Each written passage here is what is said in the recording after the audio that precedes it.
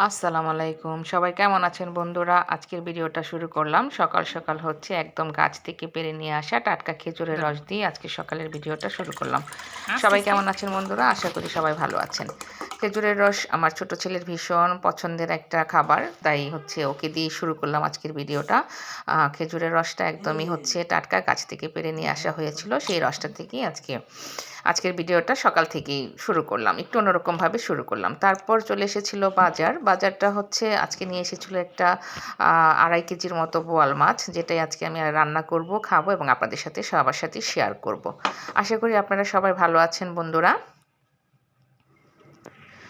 বন্ধুরা, হচ্ছে আমার রান্নাটা শুরু করার আগে আমি বলে নিচ্ছি, যারা ইউটিউব চ্যানেল থেকে আমার ভিডিও দেখেন, যদি আমার ভিডিও আপনাদের ভালো লেগে থাকে তাহলে প্লিজ আমার চ্যানেলটি সাবস্ক্রাইব করে যাবেন। আর যারা ফেসবুক থেকে দেখছেন, যদি আমার রান্না ভিডিও আপনাদের ভালো লেগে থাকে তাহলে অবশ্যই আমার ফেসবুক আইডিটি ফলো করে যাবেন। আমি বোয়াল মাছটাকে কেটে ধুয়ে ভালো মতো পরিষ্কার করে নিয়ে ৫ মিনিটের মতো হচ্ছে এটাকে লবণ দিয়ে পানিতে ভিজিয়ে রেখেছিলাম। তারপরে হচ্ছে যথারীতি যেভাবে সবাই আপনারা রান্না করেন সেভাবেই আমিও রান্নাটা স্টার্ট করে দিলাম। হচ্ছে কড়াইতে তেল দিয়ে তারপরে হচ্ছে দিয়ে দিয়েছি পেঁয়াজটা একটু নেড়ে চেড়ে তারপরে দিয়ে দিয়েছি আলু। এটা হচ্ছে নতুন আলুটাকে যেহেতু নতুন আলু, এটাতে একটা কষকষের মতো একটা গন্ধ লাগে, তাই আমি এটাকে একটু তেলে ভেজে নিচ্ছি যাতে করে এটার যে একটা গন্ধ সেটা দূর হয়ে যায়। তারপরে দিয়ে দিয়েছিলাম আমি হচ্ছে ১ চামচের মতো লবণটা দিয়ে আমি এখানে দিয়ে দিয়েছি ১ চামচ পরিমাণে আদা রসুন বাটা। যেহেতু আমি আদা রসুনটা একসাথে ব্লেন্ড করি তাই আমি এখানে একসাথেই পরিমাণ মতো মেপে দিয়ে দিয়েছি। তারপরে দিয়ে দিয়েছি যথারীতি হচ্ছে হলুদ বাটা, ধনে বাটা আর হচ্ছে মরিচ বাটা। আর বাটা বলতে হচ্ছে আমি গুঁড়ো মশলাটাকে নিজে, যেটা মরিচটাকে একদম ধুয়ে, মরিচ, হলুদ, ধনেটাকে ধুয়ে পরিষ্কার করে ভাঙিয়ে নিয়ে আসি, আর সেটাকেই গুঁড়ো হবার পরে হচ্ছে আমি পানি দিয়ে একটু ভিজিয়ে রাখি ১ থেকে ২ ঘন্টা আগে। তাতে করে হচ্ছে কি, এটা তরকারিটাতে একদমই বাটা মশলার একটা ফ্লেভার চলে আসে। এভাবেই আমি মশলাটাকে কষিয়ে নিয়ে তারপরে হচ্ছে পরিমাণ মতো পানি দিয়ে এটাকে আমি অলমোস্ট ৫ থেকে ৭ মিনিটের মতো মশলাটাকে কষিয়ে নিয়েছি। কারণ হচ্ছে মশলাটা যত কষানো হবে ততই কিন্তু হচ্ছে রান্নার টেস্টটা ভালো লাগবে। তারপরে দিয়ে দিয়েছি আমি পেঁয়াজের কলি। আর এটা হচ্ছে পেঁয়াজের কলিটা দেওয়ার পরে আমি ১ মিনিটের মতো এটাকে একটু নেড়েচেড়ে কষিয়ে নেব। যেহেতু নতুন আলু, এটাকে খুব বেশি কষানোর প্রয়োজন নেই।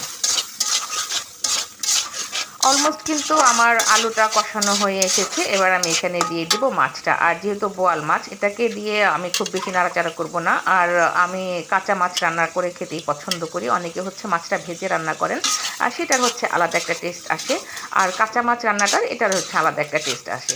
তো অলমোস্ট আমি মাছটাকে দিয়ে ১ মিনিটের মতো একটু নেড়েচেড়ে নিয়েছি। নেড়েচেড়ে নিয়ে এবার আমি এটাকে ঢাকনা দিয়ে একটু ঢেকে দিয়ে তারপরে হচ্ছে আবার ১ মিনিটের মতো একটু ঢেকে রাখবো। তারপরে হচ্ছে নেড়েচেড়ে দিয়ে এটাকে আমি প্রয়োজন মতো পানি দিয়ে দেবো। বন্ধুরা, আপনাদেরকে আবারও রিকোয়েস্ট করছি, যারা ইউটিউব চ্যানেল থেকে আমার ভিডিও দেখেন, যদি আপনাদের কাছে আমার ভিডিওটি ভালো লাগে তাহলে প্লিজ আমার চ্যানেলটি সাবস্ক্রাইব করে যাবেন। এখানে আমি প্রয়োজন মতো পানি দিয়ে দিয়েছি। এখানে খুব বেশিও না, আবার খুব কমও না। যেহেতু আমি এটা একটু ঝোল ঝোল মাখো মাখো কষা তরকারি এটা রান্না করব, তাই এখানে আমি একটু পরিমাণে পানিটা বেশি দিয়েছি।